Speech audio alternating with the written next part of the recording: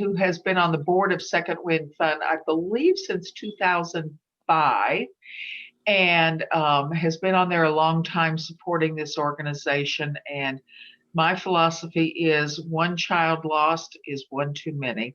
So Ken, I turn it over to you. I may disappear and try and get back in, but I welcome you today and hope that our church liberally supports you with our gifts this month. So thank you. So thank you, Rita, and thanks to everybody here and to Plymouth for this First Plymouth for this opportunity. As Rita explained, I have been involved with the Second Wind Fund beginning back in about 2005, following the suicide death of my beautiful 17-year-old daughter, Marta Lynn, back in 2002. Since that time, and that same year, there were 4 suicides at a high school in Jefferson County. And in response to that, folks at the church who's next door shares a fence came together, said we need to do something. And that was the genesis of the Second Wind Fund. And I'll talk about that more as we go on. It started that same year in 2002, 2003. I'm going to talk about 3 things today. First of all, I'm going to talk a little bit about the issue of suicide, and particularly suicide here in Colorado. Secondly, I want to talk about what the Second Wind Fund is doing about it. And thirdly, I'm going to talk about how you can help and how you're helping even today. So again, I appreciate this opportunity. And I'm going to be trying, I hope I'm any good at this, on occasion I'm going to try and share some screens and so forth with you.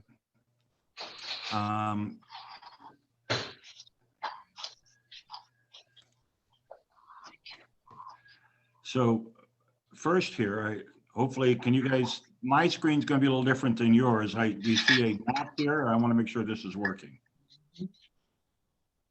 Do you guys, anybody see a map of the US? Yes, we can see that. Okay, great. My screen looks a little different, so I just want to make sure it's actually working like it's supposed to. Suicide is the 10th leading cause of death overall in the United States. Over 45,000 people are actually confirmed to take their life every year. But what's in this map here, what it's showing here is not only that, but it's a bigger problem here where we live. As you might guess, the states in red, there's 5 of them, are the highest rates of suicide. Blue is the next one, and Colorado has been in the top 10 for suicide rates forever. Currently, the good news, I guess, is that we are either 9th or 10th highest rate, but you notice that the Hi, handsome. You can probably notice that it's the states in the Rocky Mountain area that do have the highest rates in the country. There's a number of factors for that. No one defined, but we do have this independent thing about people wanting to take care of them, things themselves. We have a lot more rural isolation. We have Native American populations that have higher rates. We have more access to firearms, which are the #1 choice of a means of suicide, et cetera. And there's actually some professors in Utah who actually factored all those things out and still came out with other reasons, and they actually contend that altitude even plays a factor. So, but what it, in particular, when we talk about youth suicide here in Colorado, we suicide is the #1 cause of death among our youth. We lose almost 2 kids per week to suicide in Colorado. And for every one of those kids, there's at least another 12, another dozen suicide attempts. So it's obviously, as Rita mentioned, it's a major issue, and it's somewhat under the radar now with everything else going on. In fact, the CDC has come out with numbers through the first half of the year showing that that the suicide rates have actually gone up over 11% in the first half of the year. And among our youth, nationwide, it's up 25% in that period from year over year. There's, I mean, some of the issues have to do with, it's estimated that 90% of people who complete suicide are dealing with some sort of diagnosable mental health issue, but for 2/3 of them, 2/3 of the people never get any help. And so while meaning it's diagnosable means there is help, it is possible to help. Particularly with, because you're dealing with things like anxiety and depression, but additionally, you're dealing with the stigma of mental health issues. It's hard. The biggest issue, I think I mentioned in my 2-minute talk during the service, that it's got to be okay to come forward and say, I need help. But that's a very, very hard thing to do, not just for kids, but for adults also.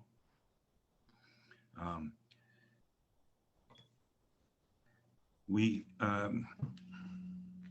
me bring up, again, I'm going to be doing this. I'm going to try and bring up another screen here.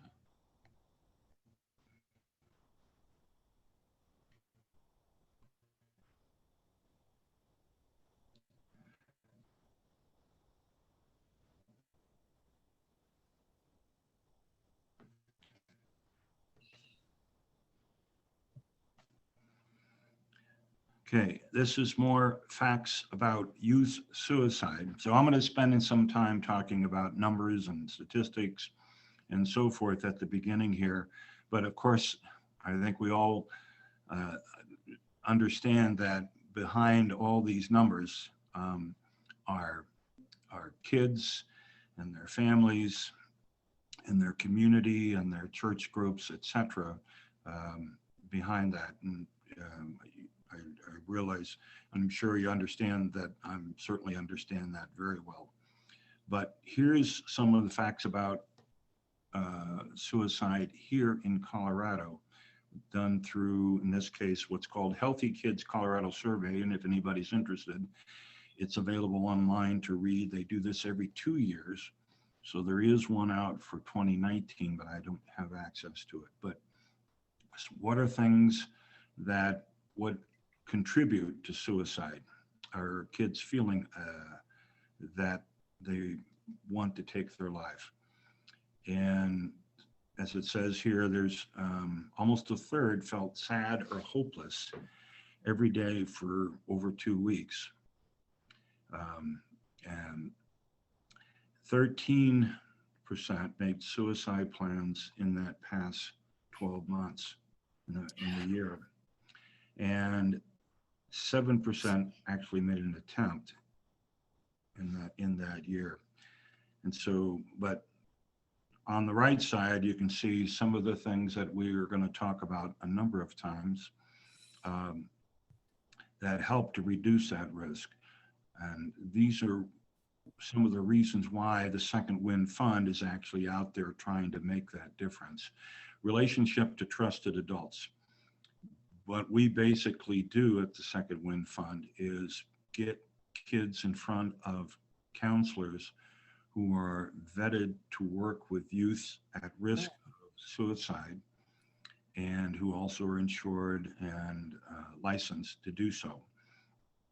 But the idea is to get a trusted adult who they can speak to, one who can dedicate that time to do so. Feeling safe at school. Most of our referrals come through the schools themselves. Historically, obviously this year has been a struggle to try and reach the kids like we did in the past. Most of our kids who were referred to this program, remember there were over 6,500 kids in Colorado so far, but the majority of them have been referred by school counselors or psychologists or psychiatrists, school nurses, some qualified referral source so having them safe in the school and the I think Rita mentioned that there's a counselor. I don't know if she was a school counselor, but they really appreciate the opportunity to find that extra help. And then he mentioned extracurricular activities. That's one of the things that our therapists do, starting from the beginning, is to make sure you're going to transition kids into reconnecting with the community being their school in particular, or other activities there. As I mentioned earlier, suicide is the leading cause of death in youth. This only goes through 2017. The numbers haven't got better yet, but you can see at 98 kids there, that's where I come up with the figure almost 2 per week. There's one other statistic on here at the very bottom that the kids living in rural counties in particular, the suicide rate was twice. Whoops, sorry folks. Twice the rate among kids as opposed to in urban areas. And a lot of that has to do with things like access to services. But in terms of the Second Wind Fund, we're able to now make more inroads in doing so because they don't have services there. They feel more isolation, things like there's more sense of independence, or there's more access to firearms, etc. But we are able to do teleconferencing now, and that's where most of our counseling is being done under the current conditions. Okay. I'm going to bring up another here. Whoops. What do we got here?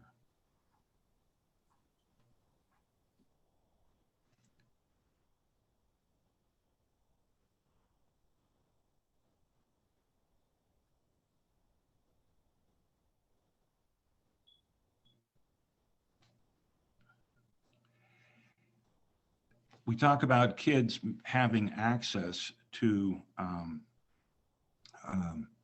services, and that's what we do, especially kids who don't have insurance, kids who are underinsured because maybe their parents can't afford.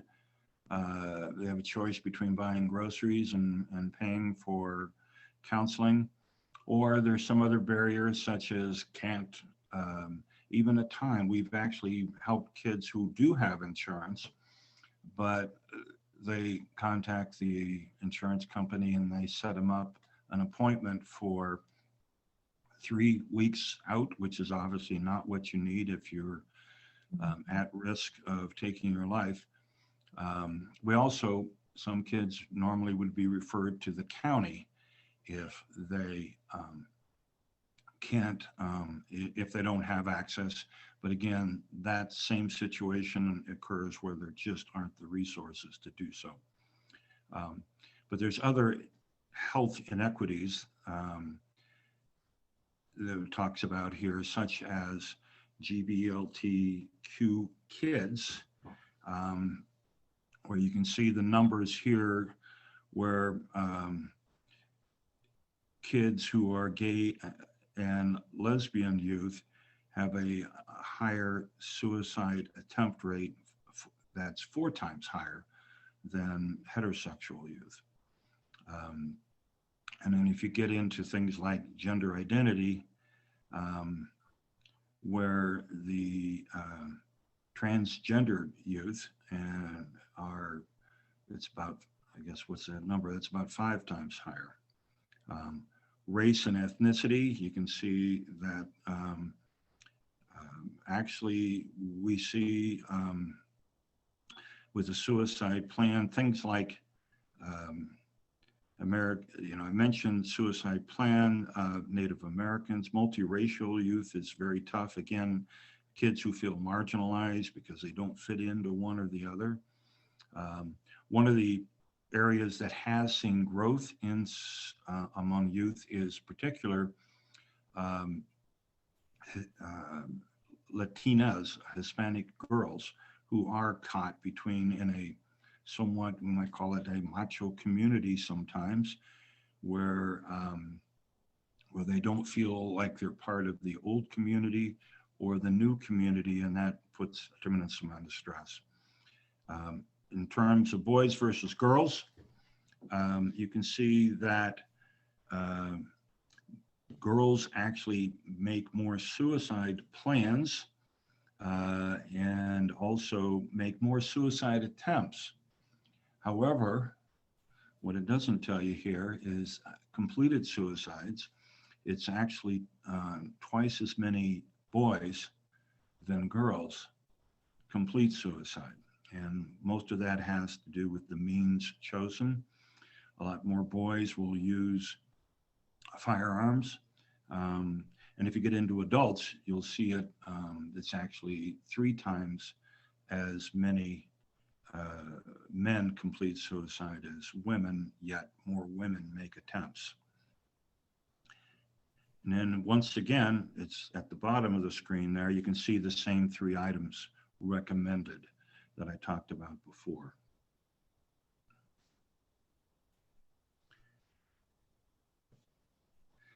All right.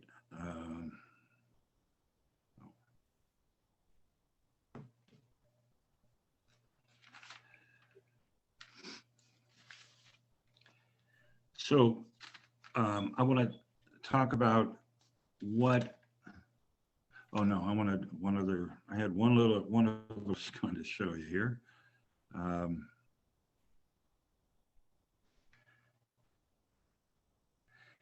And for those who talking about the issue of suicide, this is that Venn diagram. I wanted to, a little academic moment here. Thomas Joyner, he has a number of books out talking about why this happens or what causes this to happen. And is that Venn diagram up, by the way? It is yes. Showing there? Okay. And he basically, he's been on national councils, and so he's written a number of books on why people die by suicide, myths around suicide. There's a number of very good books if anybody's interested in following up on that. But it's here you see thwarted belongingness, that sense that I am not alone. We're going to see that issue keep coming up. And of course, during this pandemic, we can see how that's become a bigger issue. Perceived burdensomeness. I'm a burden to others. Unfortunately, I've had personal experience with understanding how I also didn't bring up besides being on the Second Wind board of directors, I also facilitate a couple of postvention groups called Heartbeat, which are support groups for people who have lost someone to suicide. And we now meet on Zoom also, although we're going to try and actually have a small group meet outside in the cold next Tuesday, along with continuing with Zoom. But this sense of, that's what I hear from those who have lost someone, including me seeing actual notes, that people will be better without me, dealing with a sense of, because people aren't necessarily, youth and adults aren't really necessarily looking to kill themselves. What they want to do is stop the pain that they're dealing with. And so it's when these come together along with the capability for suicide, basically saying, I am not afraid to die.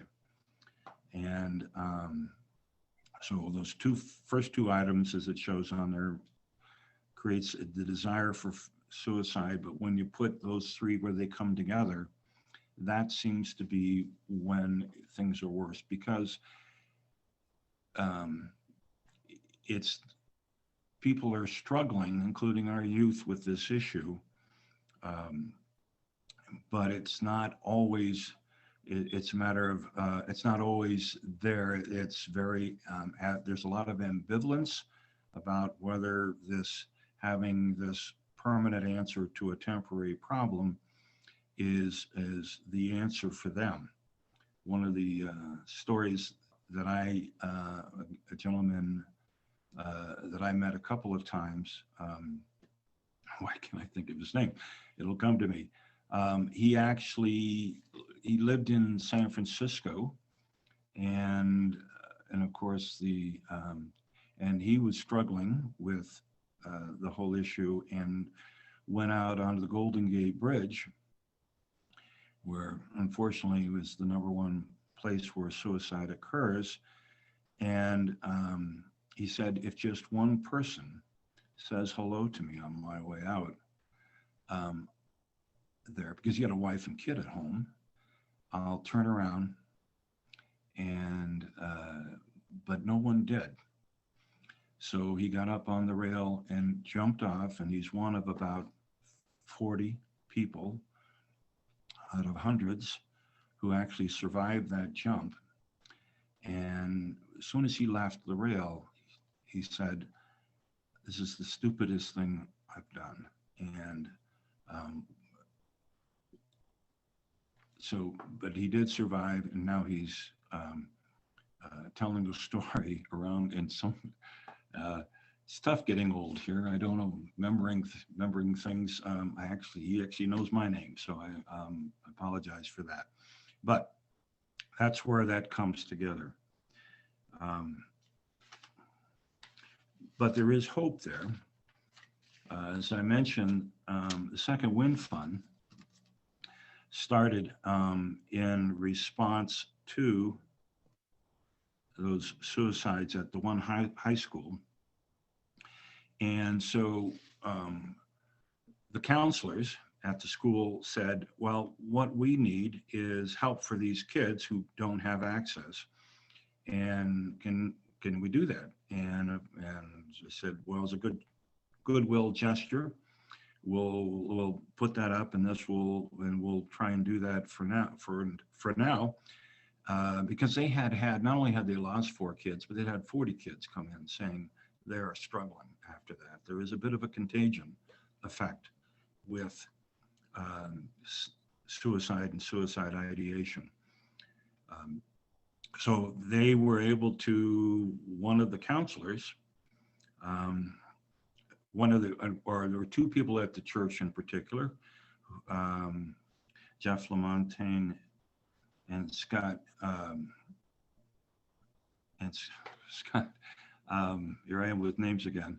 And then they got one other person there, Marjorie, who was a therapist. And so they started this counseling. And what we do then is getting referrals from mostly, like I said, mostly schools, but we do get them from churches. We do get them from mental health organizations, the county health folks who can't see kids on a quick basis, from other organizations such as the American Indian Family Resource Center, etc.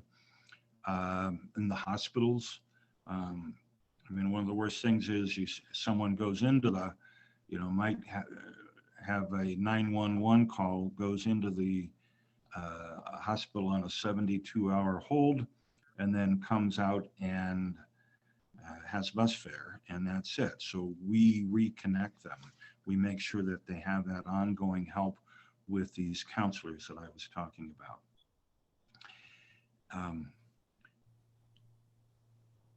One of the, what we actually authorize is 12 sessions at no cost.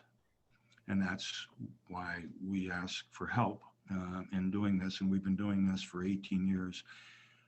One of the numbers that another number I'm going to give you is that the best one, I mentioned we've had over 6,500 kids referred to the program. Not of everyone has used the program, but in these 18 years, we have not lost a kid getting help. And I already mentioned that we're losing 2 kids a week in Colorado. I know of one kid who later on in life did take his life, but considering what we're up against, that's why we get so much support from the community, from community leaders, etc., in the work that we're doing. And the fact is, it only cost us, we look at our total cost, it cost us $1,000 to save a life. That's it. So again, we're very proud of the work we're doing and very appreciative of the support we get from the community. I'm going to tell another story. A couple more stories I want to talk about. One is, I mentioned Marjorie Laird. Dr. Marjorie Laird is now also on our board of directors. She tells about being at dinner with her husband and another couple, and the waitress comes over and looks at her and said, "Are you you're Marjorie Laird, aren't you?" And she said, "Well, yes, I am." And this young lady says, "You saved my life." Through the Second Wind Fund. And I guess, by the way, I guess Rita was telling me you have somebody here that was putting in the chat about how he had been referring people to Second Wind with great success. But this young lady had been struggling with suicide, got help, and Marjorie was her counselor. And she was there waitressing to support herself while she was working on graduate work and moving on with her life. Another examples are, I worked in the financial services area quite a few years, but I kind of left that and decided I would like to try teaching as kind of an encore career. And then I found out how hard teachers work and decided I'll just substitute instead. And so while I was substituting, I would go around to different schools in Denver. I live in Denver. And I would go and talk to the school counselors and the school psychologists, whoever was there in that capacity, because it was always,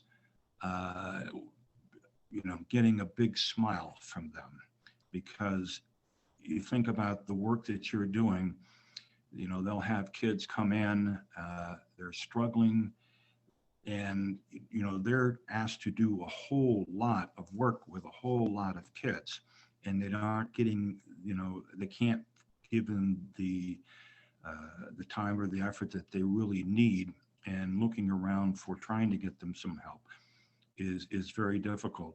We even have, for those who do have insurance, we help them make sure that they find a counselor. I know even from personal experience, if you go into insurance and look for someone, you get a big list and you don't know anything about them, background, how, whether they're the most appropriate. But what we do is we have 230, 40 counselors that we have contracted with to provide services at a slightly reduced rate.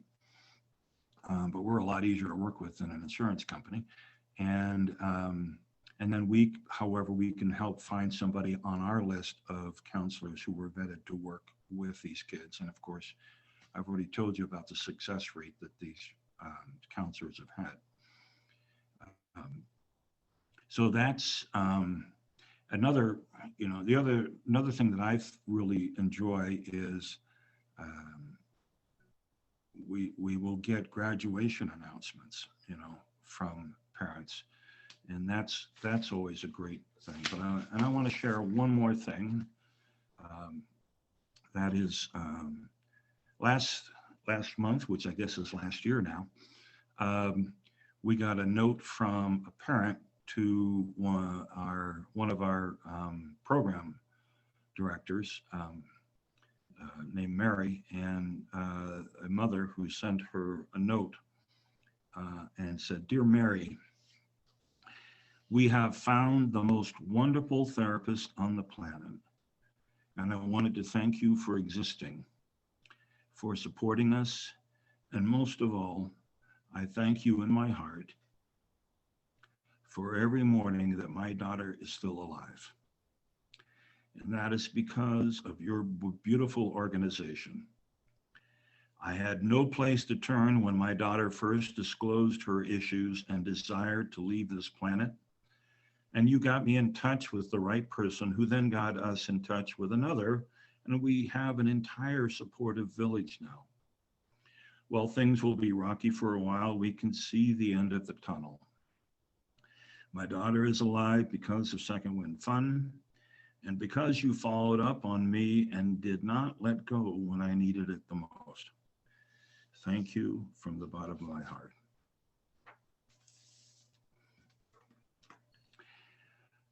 So, and the last thing I said is, what can you do? First thing is that you're here today, and that's, to learn about the issue, to support the work that we're doing at the Second Wind Fund. And I'm going to go ahead and bring up a couple more. Oops.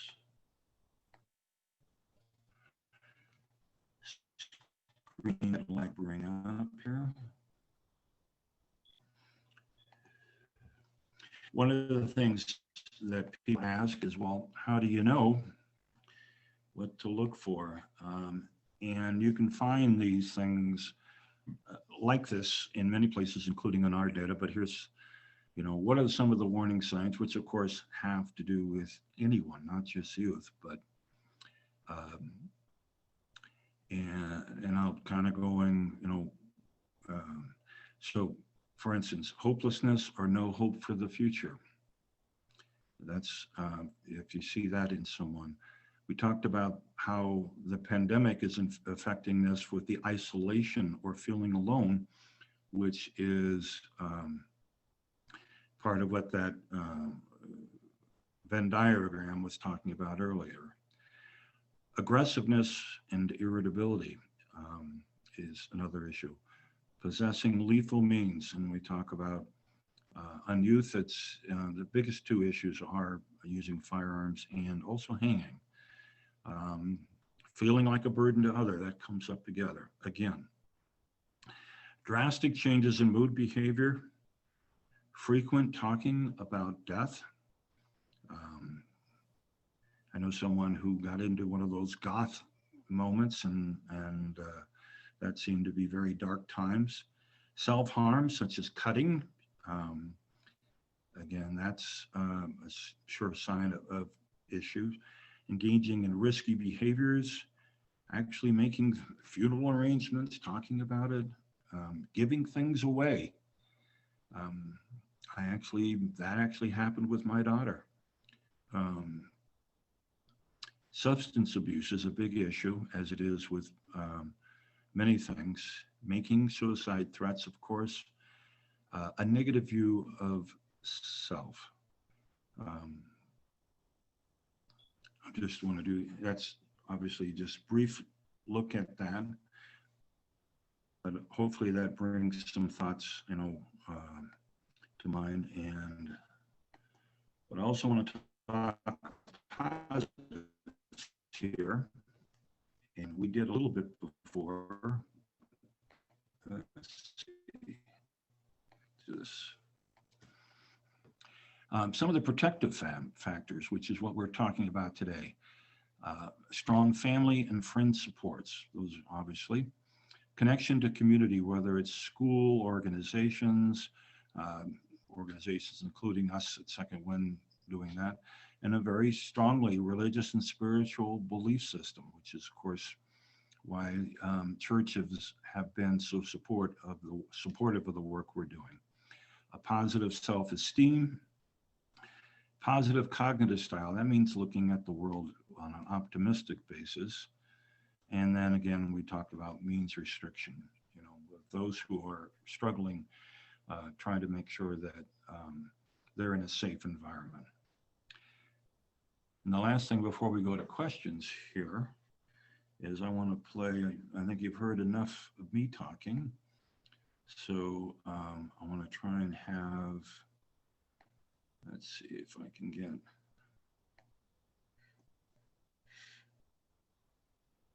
well,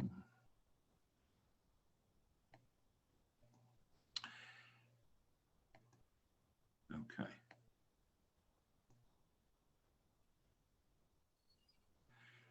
I want to hear from some kids here, so I'll be quiet here. I have my ups and downs, just like anybody else. Maybe more than anybody else. I can be hard to figure out. And I like my privacy. I don't want you looking over my shoulder all the time. But you know your kid better than anybody else. And if you think he's acting different than usual, Acting really down, crying all the time for no good reason. or getting really mad, not able to sleep, or sleeping too much, Shutting her friends out or giving her stuff away. acting reckless, drinking, using drugs, staying out late, Suddenly not doing stuff he used to love. or doing stuff that's just not like him. It might be nothing to worry about. It might just be high school. Or it might be something more. He might be depressed. Not just feeling down, really depressed. It might be that your kid is thinking about killing himself. It happens. More than you think. More than it should. And people say, I had no idea. I thought it was just a phase he was going through. I never thought she'd do it. I wish he'd come to me. I wish he'd said I something. wish I'd said something. When it's too late. So if you think your kid's acting different, if she seems like a different person, say something. Say, what's wrong? How can I help? And ask straight out. Are you thinking about killing yourself? It doesn't hurt to ask. In fact, it helps. When people are thinking about killing themselves, they want somebody to ask. They want somebody to care. Maybe you're afraid you'll make it worse if you ask. Like, you'll put the idea in their head. Believe me, it doesn't work that way. It doesn't hurt to ask. In fact, the best way to keep a teenager from killing herself is to ask. Are you thinking about killing yourself? And what if they say yes? Or maybe. Or sometimes, Well, here's what you don't say.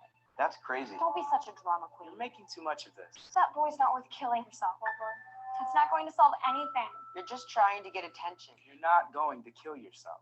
What you do say is, I'm sorry you're feeling so bad. How can I help? We'll get through this together. Let's keep you safe. a lot of people think about killing themselves. Adults and kids. Most of them never try it, but some of them do. So if your kid says, I'd be better off dead. I can't live with this. I'm gonna kill myself, Take her seriously. Find someone she can talk to about it. Someone who knows how to help. Sometimes kids want to kill themselves because something happened. A breakup, a failure. But sometimes it goes deeper, and it's not going to go away by itself. Get some help. Talk to your doctor. Or a counselor at school. Or your minister. but don't just let it drop. And make sure that your kid always has someone to turn to. Someone he trusts. Make a list together. Write down 3, 4, 5 names. Put a suicide hotline number on there too. Have him keep that list in his wallet so he always knows where to turn. Be sure your home is safe. If you have pills she could use to hurt herself, lock them up. If you have a gun, don't just lock it up. Get it out of the house. Bullets, too. And one more thing. If you think your kid might be about to hurt himself, don't leave him alone. Take him to the emergency room. Call 911 if you have to. We all have our ups and downs, but sometimes it's more than that. If you think something's wrong, the only way to find out is to ask. Ask straight out. Are you thinking about killing yourself? Don't wait until you're sure. Trust your gut. Because it never hurts to ask. And it can make a big difference. All the difference. In your kid's life.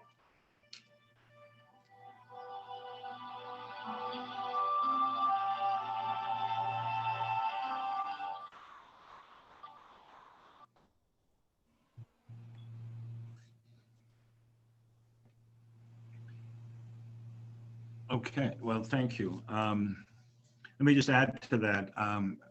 I'm like to remember simple things going out. Sometimes I forget what they call these, but one of the things that I try to remember is the word act,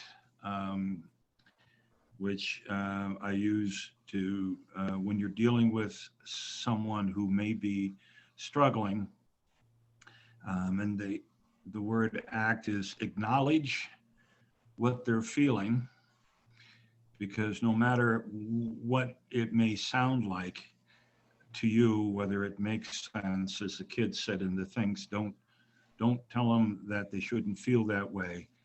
It is very real to them at that time. Also, C is to care and care enough to ask questions, as the kids kept saying. It's really, it is hard to ask those questions, but it's people are not going to do something. That's one of the great myths, is that somehow bringing it up is going to put it in their heads, but that's it's already there. And the T is for tell. That's getting some help. Tell someone. Don't take it on yourself. And this will, of course, talking to kids especially, we hear that, they won't want to betray a confidence from somebody and snitch or whatever, but we tell them, it's better to have somebody mad at you and alive than to have taken their lives. So, okay. Well, that's what I wanted to talk about today, other than, again, thanking you and appreciating your help and support, and for not just Second Wind Fund, but kids in the community. Well, thank you, Ken. If you were the people who were on this Zoom call, if you were in church and looked at the chat today, Eric was saying that some of the youth in the last dozen years have been helped by Second Wind Fund. So I think that's important to know. Eric strongly supports this group, and Bonnie Mucklow, who is the outreach chairman, actually does some counseling for them. One of the groups that we do support during the year is Shimmering Wings, and 30% of the children that they have in their grief summer camp have experienced a parent or a sibling who has died by suicide. So it's such it's like a dirty secret that people don't talk about, but should, so that they can help people. So Ken is open to questions. If any of you have something you would like to ask him about, please feel free to do that now.